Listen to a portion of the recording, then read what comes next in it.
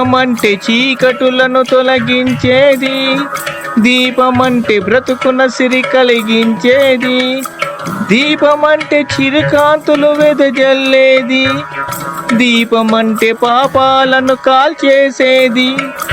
సూర్యుడొక్క దీపం, ఆ చంద్రుడొక్క దీపం, మన తనువును ఆడించే ప్రాణమొక్క దీపం. సూర్యుడొక్క దీపం, ఆ చంద్రుడొక్క దీపం, మన తనువును ఆడించే ప్రాణమొక్క దీపం. దీపమంటే చీకటులను తొలగించేది, దీపమంటే బ్రతుకున సిరి కలిగించేది. జ్ఞానమొక్క దీపం, ఆ ధ్యానమొక్క దీపం, మన కర్మను మోసేటి కాలమైన కవనం. జ్ఞానమొక్క దీపం, ఆ ధ్యానమొక్క దీపం, మన కర్మను మోసేటి కాలమైన కవనం. దీపమంటే చిరుకాంతులు వెదజల్లేది, దీపమంటే పాపాలను కాల్చేసేది. దీపమంటే జ్ఞానం రా, దీపమంటే యోగం రా, దీపమంటే సమరం రా, దీపమంటే అమరం రా. దీపమంటే జ్ఞానం రా, దీపమంటే యోగం రా, దీపమంటే సమరం రా, దీపమంటే అమరం రా. దీపమంటే తరతరాల మూలధనం రా, దీపమంటే జీవన భృతి ప్రాణస్వరం రా.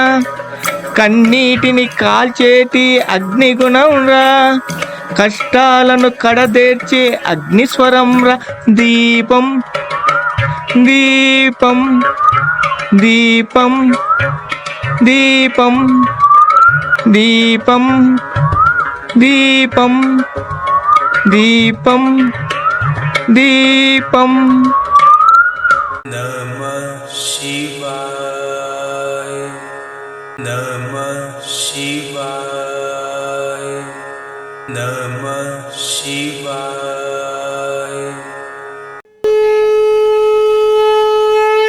మూర్ఖత్వం కాదు, మూఢత్వం కాదు, ముక్కంటి తత్వం మాది. మేము హిందువులం. సిద్ధలక్ష్మీదేవి రహస్య పూజా విధానాలు. సిద్ధలక్ష్మీదేవి రహస్య పూజా విధానాలు. గత వారం జపసాధనకు ఏ ఏ ప్రాంతాలలో చేస్తే ఉత్తమ ఫలితాలను ఇస్తాయో కొన్ని ప్రదేశాలను గురించి తెలుసుకున్నాం.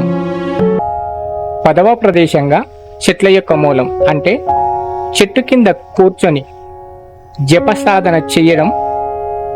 చెట్ల కింద కూర్చొని జపసాధన చేయడం వలన కూడా అనేక సిద్ధులను పొందవచ్చు.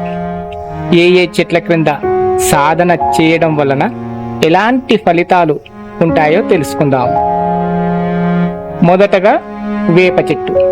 వేప చెట్టు క్రింద సూర్యోదయ సమయంలో మాత్రమే సాధన చేయాలి.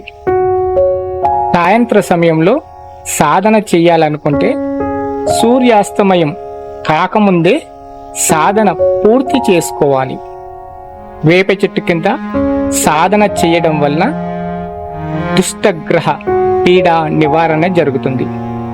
చేతబడుల వలన, ప్రయోగాల వలన బాధపడేవారు అమృత గడియలలో వేప చెట్టు క్రింద దక్షిణ ముఖంగా కూర్చొని సాధన చేస్తే పరప్రయోగ నివారణ కలుగుతుంది.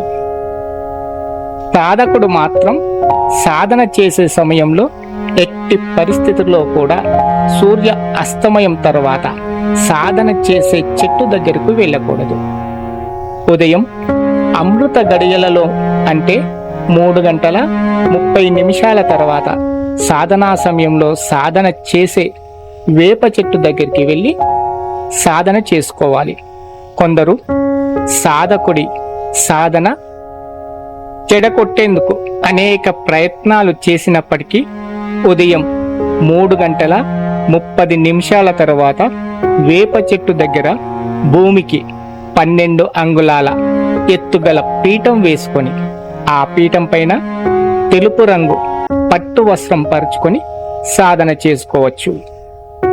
సాధకుడు మాత్రం సాధనా సమయంలో ఎట్టి పరిస్థితులలో కూడా సూర్య అస్తమయం తర్వాత సాధన చేసే చెట్టు దగ్గరకు వెళ్ళకూడదు. ఎందుకు వెళ్ళకూడదు అనే సందేహం మీకు రావచ్చు. ఎందుకంటే పరప్రయోగ నాశనం చేసేందుకు మీరు సాధన చేస్తున్నారు కాబట్టి సూర్యాస్తమయ సమయంలో మాత్రమే మిమ్ములను పరప్రయోగ క్రియల వలన ఏర్పడ్డ దుష్ట శక్తులు ఆ చెట్టు దగ్గర మీకోసం ఎదురు చూస్తూ ఉంటాయి. ఏ చిన్న అవకాశం దొరికినా మీ ప్రాణానికి హాని కలిగే అవకాశం ఉంటుంది. ఒక్కోసారి మతి భ్రమించే అవకాశం కూడా ఉంటుంది. కాబట్టి సాధన చేసే సమయంలో మాత్రమే వేప చెట్టు దగ్గరకు వెళ్ళడం మంచిది. ఇంకొక విషయం, చాలా మంది చేసే పొరపాటు ఏమిటంటే వేప చెట్టును పూజ చేస్తున్నామని సమయం సందర్భం లేకుండా ఎప్పుడు పడితే అప్పుడు చెట్టుకు పసుపు రాసి కుంకుమ బొట్లు పెట్టి రాత్రి పగలు తేడా లేకుండా తమకు సమయం దొరికినప్పుడల్లా దీపాలు ముట్టించడం, చెట్టుకు దారం కట్టడం చేస్తూ ఉంటారు. అలా చెయ్యకూడదు.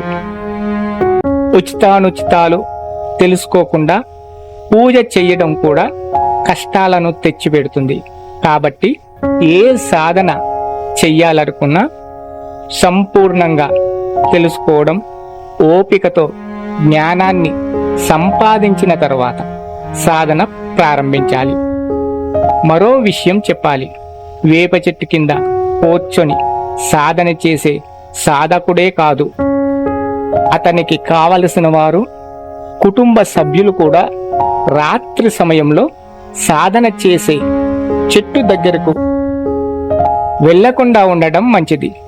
వేప చెట్టు దగ్గర సాధన చేసేవారు గురు ఆదివారాలలో తప్పనిసరిగా ఎర్రటి నీటిలో వేప నూనె, నెయ్యి కలిపి జిల్లెడు పువ్వు ఒత్తిని వెలిగిస్తే సాధకుని కుటుంబానికి రక్షణ వలయం ఏర్పడుతుంది. మీరు మీపై, మీ కుటుంబంపై ప్రయోగ నివారణ కొరకు సాధన చేస్తున్నారు కాబట్టి ఎట్టి పరిస్థితుల్లో కూడా మాంసం తినకూడదు, మందు తాగకూడదు. సాధన చేసే సమయంలో బ్రహ్మచర్యం పాటించడం చాలా ఉత్తమమని చెప్పవచ్చు. ఇంకో సందేహానికి నేను సమాధానం చెప్తున్నాను. ఎన్ని రోజులు సాధన చేస్తే పరప్రయోగ నివారణ కలుగుతుంది? చాలా మందికి తెలియని ఈ విషయాన్ని చెబుతున్నాను, వినండి. మన పైన ప్రయోగం ఎప్పుడు జరుగుతుంది, ఎలా జరుగుతుంది, ఎలాంటి సందర్భాలలో మనం మోసపోతున్నాము అనే దాన్ని బట్టి ఎన్ని రోజులు సాధన చేస్తే పరప్రయోగ నివారణ జరుగుతుందో చెప్పవచ్చు.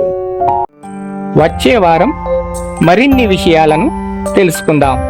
ఏకదీపం మహాతేజం జ్ఞాన విజ్ఞానసాగరం. ఓం శాంతి శాంతి శాంతి.